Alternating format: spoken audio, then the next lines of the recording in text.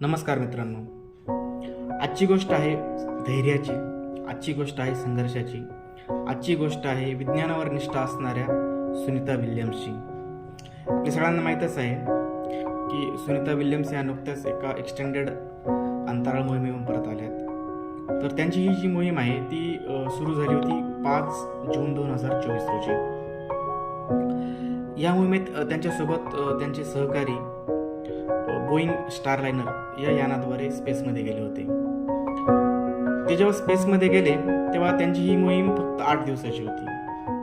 पण तिथं गेल्यानंतर काही टेक्निकल प्रॉब्लेम्समुळं त्यांना तिथंच थांबावं लागलं. बघा ना, आपण जेव्हा एखाद्या ठिकाणी जातो तेव्हा ट्रॅफिकमुळं किंवा दुसऱ्या काही कारणामुळं आपल्याला 10 ते 15 मिनटं उशीर होतो, तरी आपल्या मनाची किती तगमग होते. तेव्हा सुनीता विल्यम्स जेव्हा पृथ्वीवरून अंतराळात गेल्या आणि त्यांना तिथं काही टेक्निकल प्रॉब्लेम्समुळं तिथंच राहावं लागलं, तेव्हा त्यांच्या मनाची स्थिती काय असेल हे आपण इमॅजिन नाही करू शकत.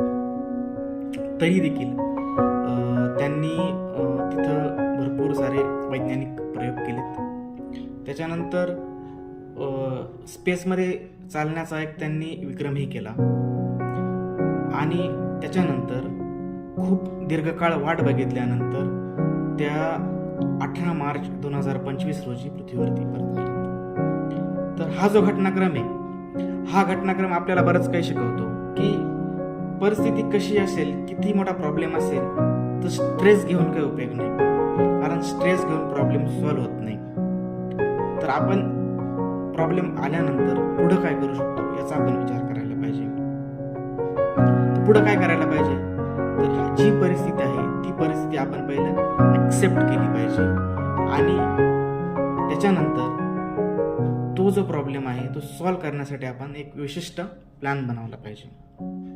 कारण सगळ्याच गोष्टी ज्या आहेत त्या प्लॅन केल्याप्रमाणेच होतील असं नाही, पण परिस्थिती किती कठीण असली तरी आपण त्याच्यावरती मात करू शकतो, हे आपण या गोष्टीतून शिकतो.